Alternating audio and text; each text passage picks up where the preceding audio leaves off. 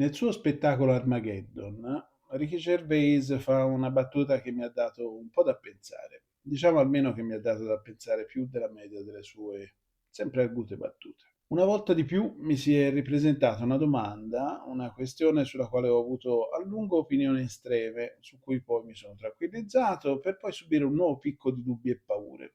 È il destino di tutte le domande irrisolte. E la domanda è in via del tutto semplificata questa: quanto sono inutili e idioti gli esseri umani? Gervais dice, ed è una battuta certo, ma la plausibilità dell'affermazione non consente di liquidarla a cuor leggero solo come tale, sostiene, dicevo, che il progresso umano è avvenuto grazie ad alcuni grandi geni, per balzi, e che l'uomo comune non ha avuto un ruolo in tutto questo. Just one species of narcissistic ape. And some people on social media get annoyed when I say we're apes, you know, religious types, Americans. Um, One bloke said to me, "Speak for yourself, dude. I ain't no ape." And I sent back, "Well, you are, because we're all apes." He went, "Nah, what's a gorilla ever done? We've walked on the moon." I sent back, "What do you mean we? You've done fuck all. You've spelt moon wrong." It's weird, isn't it, when people take credit for the sort of rest of the species? Because that's what's pushed civilization forward, you know, a few geniuses along the way. Like, there's 8 billion people on this planet. Most of us do nothing. We eat shit and die. Like, if there was a meteor heading towards Earth to definitely destroy it, 4 billion people would get down on their knees and pray to their particular god, and a few hundred scientists would work out how to get Bruce Willis up there to stop it. È difficile negare che questa sia un'idea tentatrice. Nel branco dei babbuini ogni tanto salta fuori un babbuino genio che inventa la ruota, mentre gli altri babbuini continuano a grattarsi le chiappe come se niente fosse. Ma non funziona davvero così. Sul fatto che le cose non stiano per niente in questo modo ho una discreta certezza, almeno per quel che riguarda il passato. In passato, almeno, questa affermazione era falsa al di là di ogni dubbio e ve lo vado a dimostrare. Sull'oggi purtroppo questa certezza traballa e si apre allo sconcerto, ma rimaniamo concentrati sulla prima parte della questione. Qual è stato il ruolo giocato dall'uomo comune nell'opera di Newton, Galileo, Colombo, Brunelleschi e Aristotele? Guardando la società umana come fosse un vaferone di semplicistici strati sovrapposti di ruoli non banalmente sociali, ma mansionistici e legati all'arte di ognuno, le cose non vanno affatto come sostiene Gervais. Partendo dal più basso e infimo strato, se nel freddo e grigio inverno britannico l'uomo del carbone non avesse tenuto acceso il fuoco del geniale e pestifero Newton, a quest'ultimo si sarebbe gelato il cervello, con destini fatali per il calcolo infinitesimale e per la gravitazione universale. Non è forse così? E l'uomo del carbone, anche lui ha guardato la Luna prima o poi. Non sapendo fare quasi niente, se non portare il carbone, ha contribuito a portarci lì. Che dire della colf, anzi, pardon, ho sbagliato, che dire della serva di Colombo, che se non gli avesse rassettato le carte, magari lui non avrebbe commesso quel grossolano errore di calcolo che lo portò a intraprendere la traversata dell'Atlantico. Ma saliamo un gradino più su.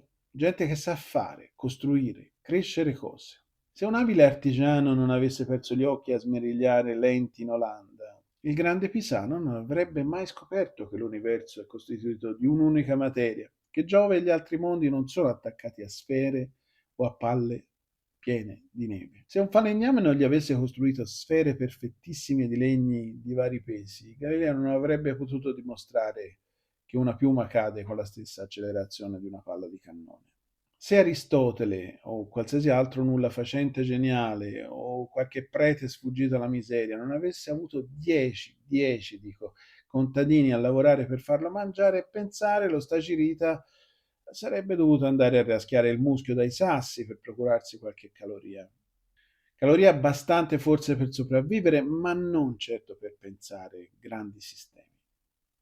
Non avrebbe nemmeno potuto mettersi dall'oggi al domani a coltivarsi il cibo, il grande sapiente, perché la maestria del contadino nel far crescere le piante e costruire e riparare gli attrezzi della propria arte non ha molto a che fare con le elucubrazioni un po' a occhiometro del filosofo sulla botanica o su altro. Dal carbonaio e dalla serva su verso l'arte del contadino e la sapienza dell'artigiano, del muratore che realizza sapientemente le visioni pericolose del Brunelleschi, su verso gli ignoti ingegneri romani che inventarono il cemento che si autoripara, fino alla miriade di scienziati, tecnici e filosofi senza volto che sono sempre stati il prato dove sono fioriti i fiori più mirabolanti dell'intelletto umano. L'esempio scelto da Gervaise è forse davvero il più sbagliato di tutti. L'uomo sulla Luna fu uno sforzo epocale di un'intera nazione. Senza di esso von Braun sarebbe potuto rimanere a lavorare per i nazisti e martelli e piume potrebbero precipitare ancora a diverse velocità. L'idea del grande genio che fa fare grandi balzi alla conoscenza umana fa venire in mente quello che dice Sheldon Cooper in Big Bang Theory. Non provare a tirare in ballo Einstein. Ha fatto le sue scoperte quando nessuno sapeva niente. Qualunque cosa era una grande scoperta. Bene, quindi mi pare che il punto sia fin qui dimostrato e Brecht ne sarebbe veramente felice. Il progresso umano è stato sempre uno sforzo collettivo. Capisco però da dove viene il fraintendimento di Gervaise o la battuta di Gervaise. In realtà, quella di cui lui parla è l'esperienza di ognuno di noi. Nel progresso intellettuale collettivo il contributo di ogni singolo si perde in un mare di contributi spesso più rilevanti. La ragione è legata al fatto che, anche se ci si occupa di quello specifico e specialistico aspetto di una disciplina, spesso ciò su cui si lavora è già stato risolto da altri. Questo aspetto non potrà che peggiorare con l'avvento della IA. La velocità di soluzione dei problemi sta aumentando drammaticamente. Basta vedere cosa sta combinando il DeepMind di Google con le proteine e con i materiali. In poco tempo ci ha portato avanti di decenni in lavori da ergastolano che sarebbero costati vite intere di ricercatori. Adesso la ricerca non si farà più sulle proteine, su come si piegano e sui materiali a caso, ma su tutti i possibili casi già esplorati dal calcolatore. Il contributo di ognuno, anche dei più specializzati, potrebbe essere presto irrilevante, se visto da una sorta di punto di vista universale. Però non c'è nessuna differenza tra questo e come vive da sempre la stragrande maggioranza di tutti noi. Sappiamo, e spesso non ci interessa, che il nostro contributo è minuscolo, insignificante. Questa sorta di mondo moderno, alla Chaplin, non è iniziato l'altro ieri. È iniziato tutto dal momento in cui i chimici hanno mutato con arte i loro prodotti devoti allo sterminio di innocenti in potenti mezzi per ammendare il suolo e rendere superflui alcuni di quei famosi 10 contadini. Arrivano poi le macchine e solo uno può lavorare la terra per molte centinaia o migliaia. Qui il mondo è cambiato davvero.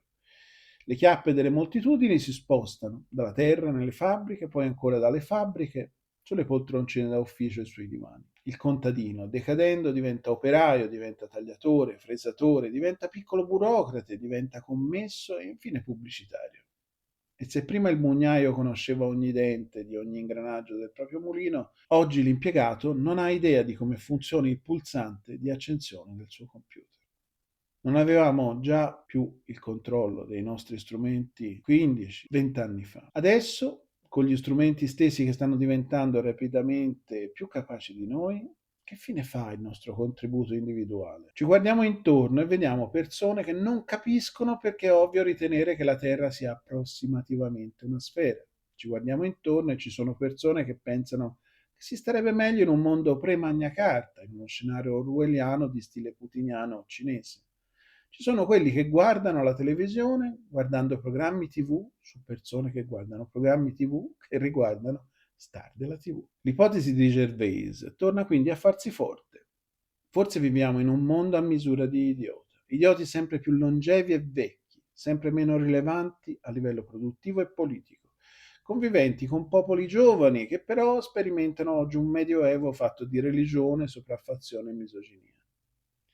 Ma questo è tema per un altro video.